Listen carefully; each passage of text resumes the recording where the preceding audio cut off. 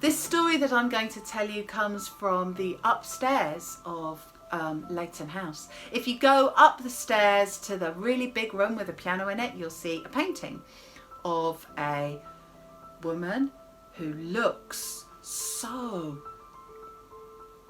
beautiful but also determined. She's standing next to a beacon and she looks like she's about to do something terrible, and that is Clytemnestra. And this is the story of that painting. There are four main characters. The first is King Agamemnon. He's your classic king. He loves fighting and war and battle and proving himself and honour and power and ruling and hunting and all that kind of thing. He's a very manly man. And he was married to Clytemnestra. So Clytemnestra was the queen, and she got to rule in his place when he went away, which was quite unusual for women. They very rarely in ancient Greek times did they have any power, but she did. And she was also very willful. She used to do whatever she wanted without taking advice from people. And she was the sister of Helen of Troy. So you would think that she would probably be beautiful, and the painting seems to show her that way. The third person in our story is Iphigenia, who is their daughter. She wasn't a baby when this story happened, but a teenage girl. And the fourth was Artemis, a major, powerful goddess, the goddess of the hunt. She had vowed never to marry because she never wanted to be subservient to a man. But she wore a man's clothes, a man's short tunic, so that she could run and hunt and fight and do everything in freedom.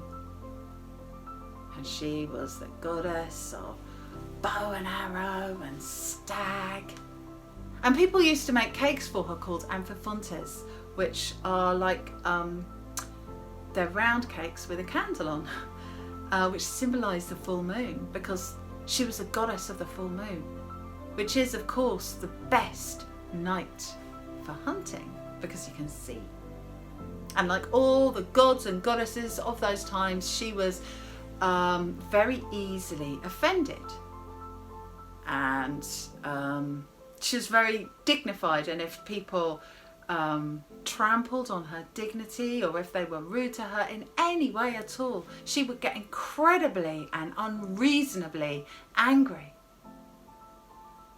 She was like all of the gods. She was quite unreasonable, and she would curse or punish people if they offended or upset her. And it was so easy to do. You know, you might be being really, really respectful to one god and accidentally offend another one. Or, you know, you might be really trying your best, but, you know, you just look at them the wrong way or the wrong sort of sacrifice or whatever it is, and they would do awful things to you. Anyway, that was Artemis. Like all the gods and the goddesses, a difficult character. And our story starts with a war.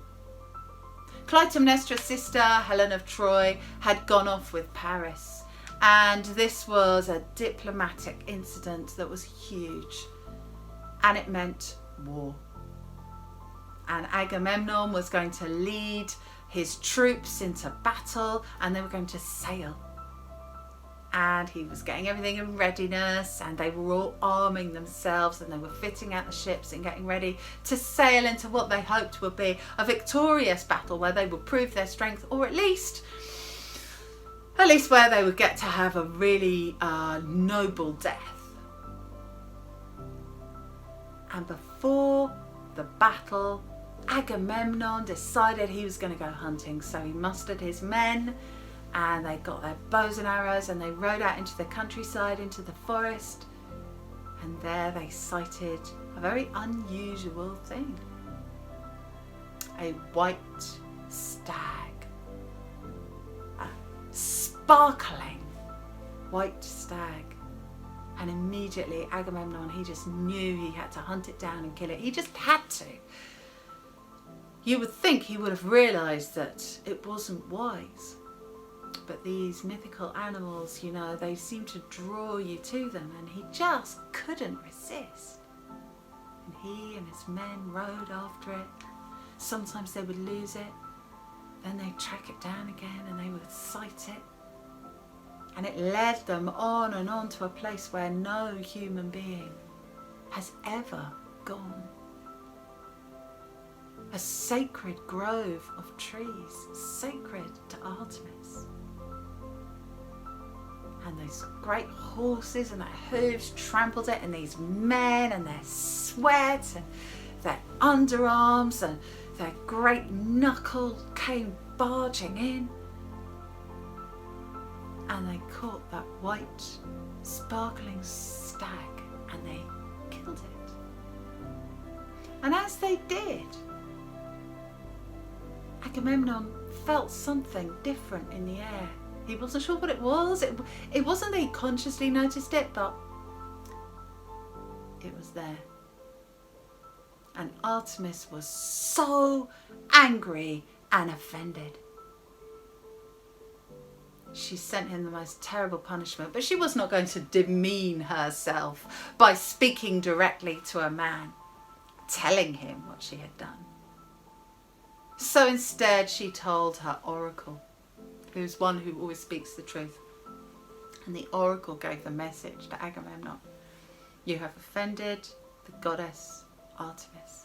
You killed her sacred stag. You went into her sacred grove. And as a punishment for you, she has becalmed the sea. It was the worst punishment she could possibly have sent to Agamemnon. The wind had dropped. There was not even a whisper. And these ships, they couldn't sail. No victory. He was just going to sit there, being weak, being a sitting target. His ships just useless lumps of wood, his men idling, not able to fight. And he said to the oracle, what can I do? Anything, please, that I can make it up to the goddess.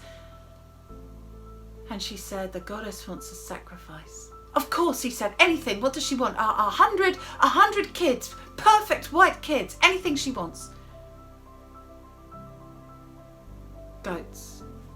You see, if you wanted to please the gods or goddesses, you would give a sacrifice. You would take it to the temple, you would kill it, whether it was a goat. Artemis used to like goats and stags, and ordinary ones. You kill it and then you would burn it, and the smell of the cooking would go up to Mount Olympus and they would be pleased. That was what was supposed to happen. He said, I will sacrifice anything. Just tell me what she wants. And the oracle said, she wants Iphigenia.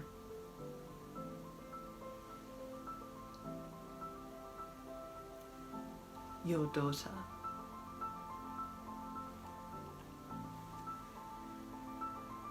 But it was his honour. So Agamemnon sent a message to the citadel where Clytemnestra and Iphigenia were there in safety, letting the men go and fight all the war. You know, the women, they stayed in safety. And the message was, I would like to see my daughter safely married before I go and fight the battle. Prepare Iphigenia for a wedding. She's going to marry the great hero, Achilles. And so Iphigenia was made ready for the wedding, and she was sent on the journey to the coast. And there she met her father, who said, there's no wedding. And he told her everything. And he said, I must sacrifice you. And do you know what Iphigenia said?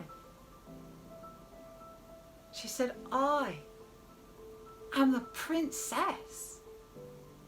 I am ready to die for the honour of my people. Take me there and sacrifice me. See, that's what they were like in those days. They were so tough. She said, take me to the temple and sacrifice me. I am ready.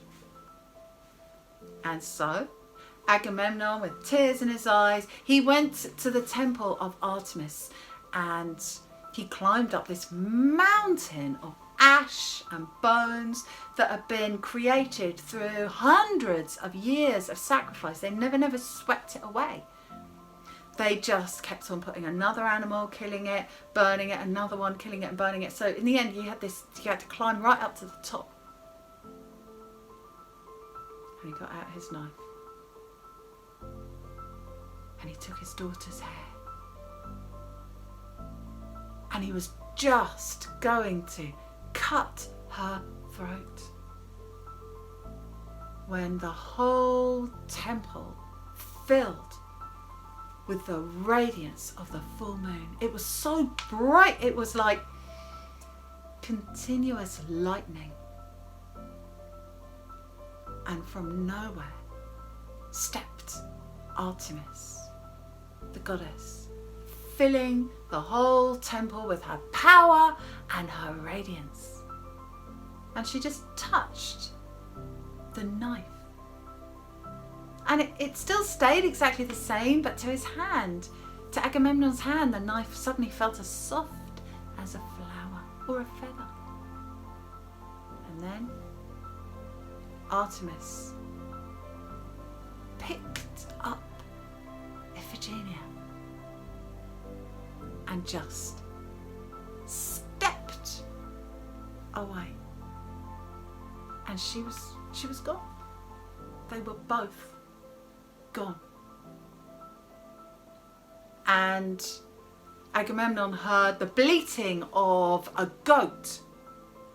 And he looked down, and there was just a plain white goat. And the knife just seemed sharp again, and he just cut the goat's throat, and the blood went everywhere, and he killed it, and then he burnt it. And the smell of the cooking meat went up to Mount Olympus. And the ash just moved a little as a breeze stirred. And the sails filled, and the war could start. So you've heard of this war, the Trojan War, and how it ended with, eventually, after a very long time, with the wooden horse and everyone hiding in it, and then they came out. You remember all that story. So there was a long time. This was actually many years of battle. And meanwhile, back in the citadel, Clytemnestra was the queen while Agamemnon was gone. And she at first, of course, thought her daughter had gone to marry Achilles, the great hero. And then she found out that actually she hadn't married Achilles. And then she heard the rumours at first, that Agamemnon had sacrificed their daughter to the goddess in exchange for getting the wind so that he could sail to war. And I leave you to imagine how horrified, how sick, how angry she was. All of her emotions. And those emotions did not leave her. They weren't in their first fire, but they were there. Always. And if you look at that painting, that's what you can see. And she thought, wait till he comes back from war, wait till he comes back from war. And she set up, she didn't know when he was going to be coming back, but she thought, I've got to be ready. I need to know when he starts to come back so that I can be ready for him. And so she set up a system of beacons. And I expect you know how beacons work. You have somebody who's watching the sea. When they can see the ship coming at the very distant horizon, they will light their beacon, which is like a sort of bonfire, on top of the hill. And then the person on the next hill, which might even be a mile away or even further, will see that. And they will light their beacon. And then the next person will see that one and they will light their beacon. And so in a very quick order of time, you can get the message that someone is coming. And Clytemnestra waited. She waited for that beacon to light so that she knew her husband's ship had been sighted. It took 10 years.